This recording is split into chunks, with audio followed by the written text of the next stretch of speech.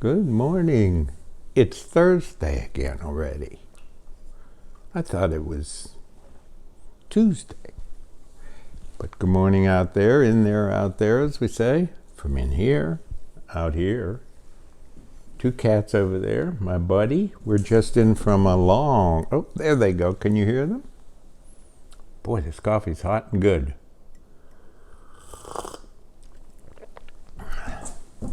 You know, it's okay to have a highlight of the day be your morning coffee. It's okay. Hear them? They're wrestling. The two cats. Come on, let's have worldwide wrestling. Here's my buddy. She's watching the wrestling match. Boy, we had a long walk this morning. It was so good, and now I have to turn this off because somebody's trying to get in touch with me. Oh, you know what? It's my friend from my hometown. She's about 89 years old. She watches the Pirates game, but the Pirates are out in Arizona, and it's too late. Thank you, Julie. It's too late for us to know the score of the game, so she's ringing already asking me to tell her the score, because I know how to look it up on... Anyway, but during the games, she will text me. She loves baseball, and she texts me.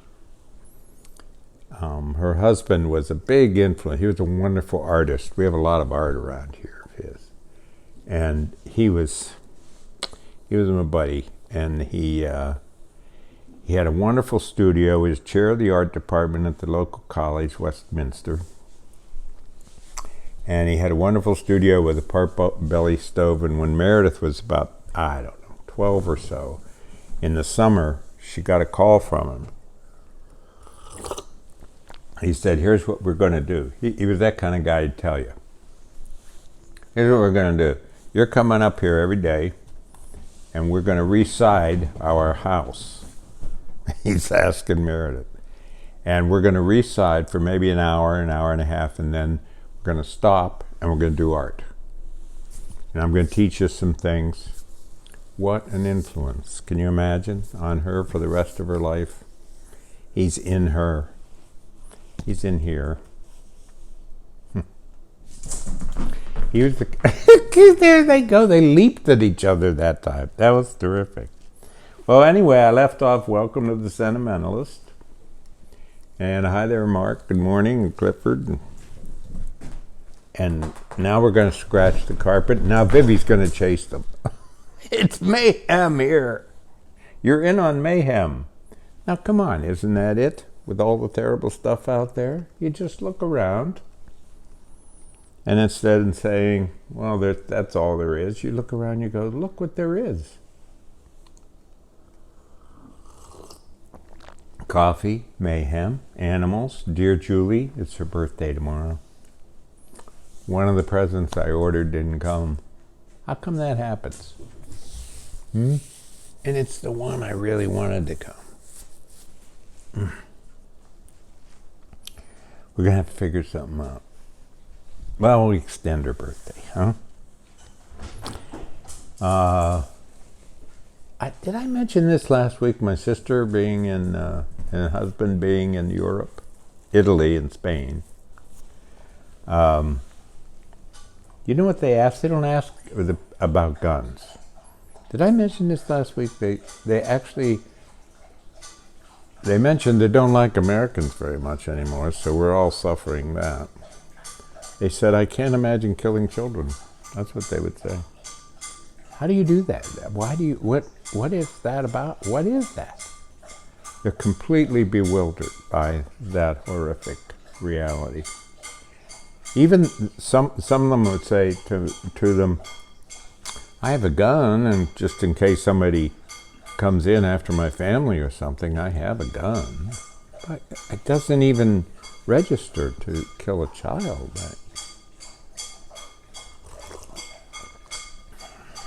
And the Ukrainian book sold out, but getting a second printing. So if you haven't gotten that anthology to help the people in Ukraine, I should have a copy here, but it's in the other room. Please do get it. Just think about it. We had a really nice lunch with a couple of friends on Sunday at Isabel's. If you haven't been to Isabel's in Douglas, go to Isabel's. Wow, what a nice place to be, with such good foods, and they enjoyed it so much. Ginny and Bob. Ginny's going to a seminary that's an all-faith seminary, and when they finished their first year, a representative of each of the faiths of the world came on Zoom and put their hands up and kind of like blessed her through Zoom. But every one of them, there were like, how many were there? There were 10 or 9, 8, something like that. Yep. I was going to read to you the kids and their proverbs. I think I'll do that next time because I don't have it set up. Did you see that? That was really wonderful, where this teacher in first grade gave the kids the beginning of a common, like a Rolling Stone, and then asked the kids, first graders, to finish it their way. I've got to read it to you if you haven't seen it. But maybe you could look it up. Just Zoom it, right? Kids, first grade, finishing sayings or something like that,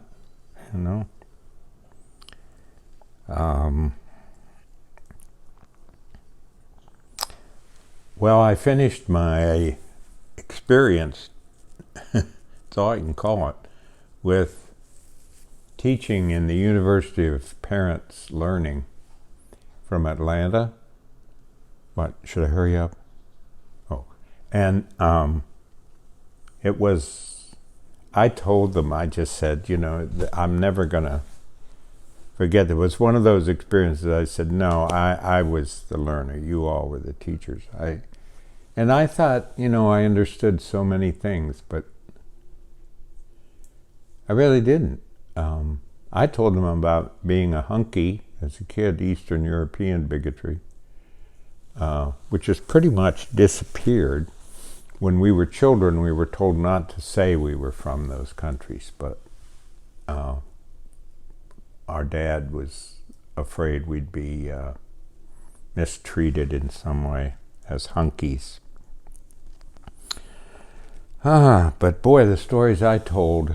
We talked a little bit about in school and what we learned in English class, and they talked about having very few black writers. And then I said, another way to look at it also, that's I was deprived, because they went and learned their writers. And I said, no, other than maybe Langston Hughes. I was deprived. Do you know that one of the women, we started our day with what happened. I asked them this question: what happened over the past week that was kind of important to you? And it ranged from the personal.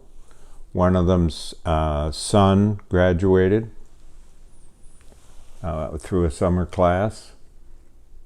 She was very proud of him.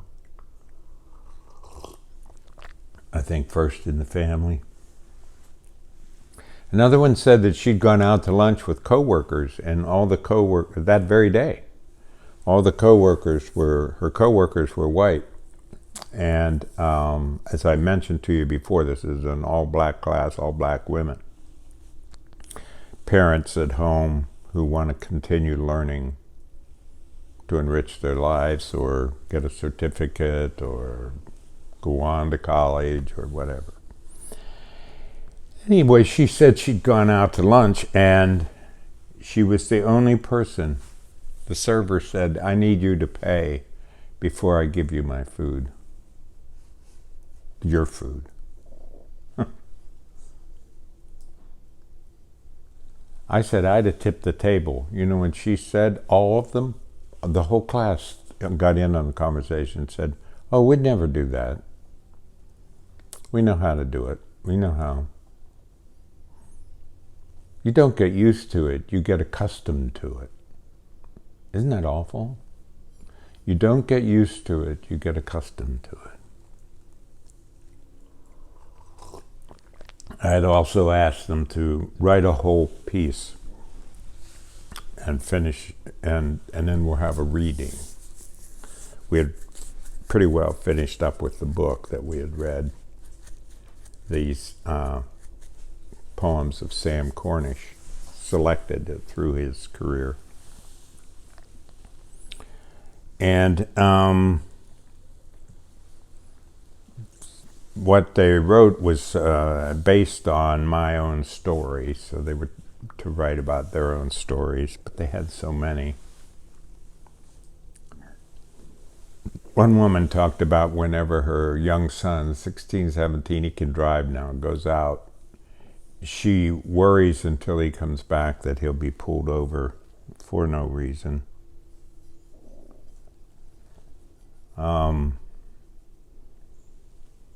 One of the things that I guess they resent is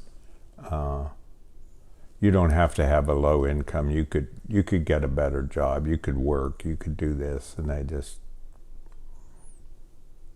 One woman wrote about so-and-so drives her car and I ride the bus. I mean, they're these daily experiences.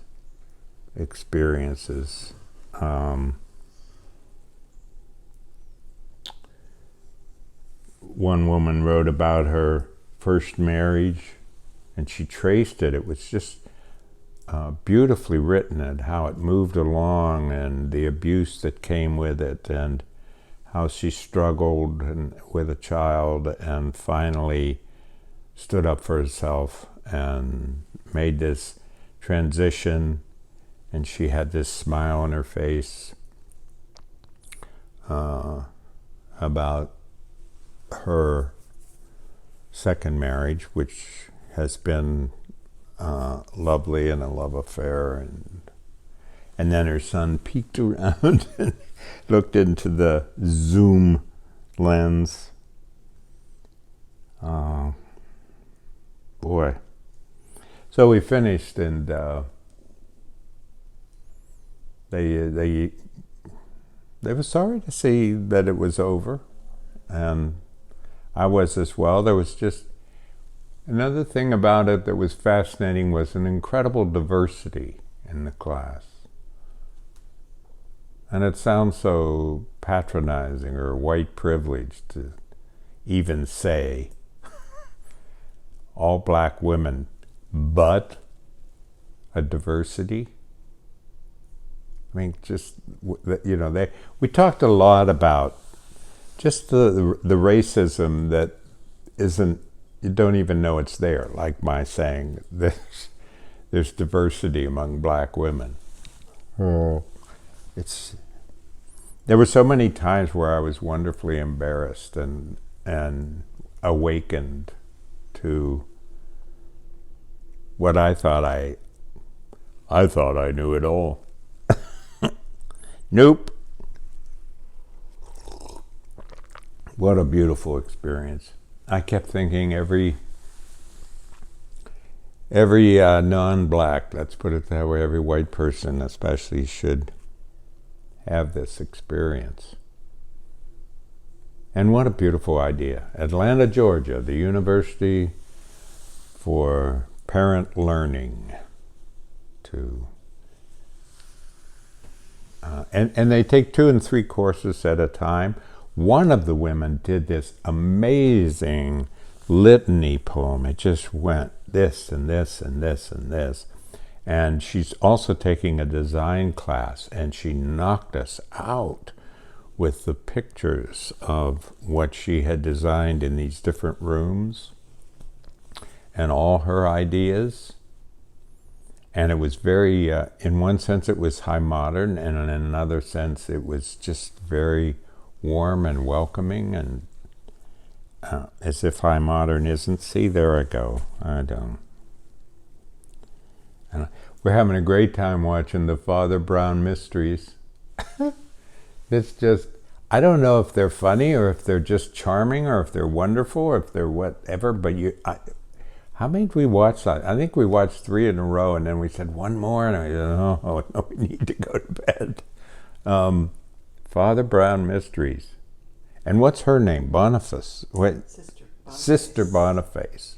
I love those too. You know they're going to catch him in the end. That's not it. You just like to be with these people. It's so good to be with them. Well, where's our poem for today? There was one other little. We did a soul collage with Ruth Wald, and I don't know how to explain it. So why'd I bring it up? Soul collage. If you ever get a chance to do it, do it. You make a collage of photographs, and then they speak to you, and yeah, you start off the day with what you've been. Everybody just says, this is where I am right now, or this is what I'm thinking about, and then you go to this table with thousands of these pictures cut out from magazines, and you just pick those that you're drawn to, and then you put them together, and you just let it speak to you about what's happening. Ever since I was little, my mother said, Jackie hates money. Jackie hates money. And that was on my mind that day. Well, it's often. I just wish we didn't live in a culture that thought so highly of money. And that came out through the black people too. I don't have a good apartment. I don't have things other people have. I try to love what I have. That was a common phrase. That's how. And then I'm not a victim. I'm a survivor. I'm a prevailer. Don't ever call me a victim.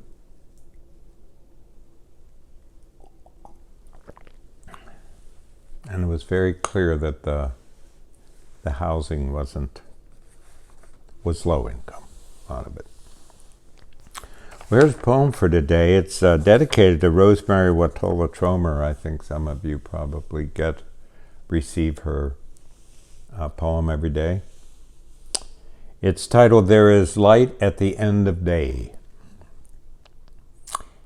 She would wait each night until the sun lugged its leftover light into its next awakening. Then, if the night were cloud clear, she'd step through the stone path to her garden, no matter the season, sit on the moss-clothed and weakening wooden love seat, and watch the stars. She did not believe in the celestial celebrities, constellations that had long lost meaning, sprawled and appealing to those who wanted to point them out and announce an investment of learning to another, staring up and seeing only what appeared to be salt spilled across heaven's unneeded table.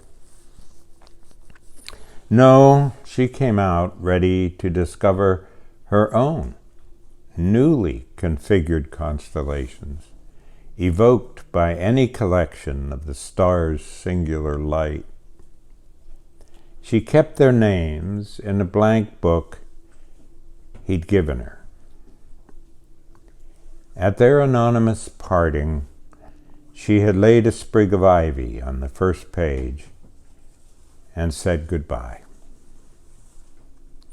She then began drawing constellations and naming them: Lillian, Diana, Sisyphus, Mother Mary, Johnny Be Good. Try to be cheerful, be kind, take good care, and we'll see you in what seems like a minute, only it'll be next Thursday. Thanks, Julie.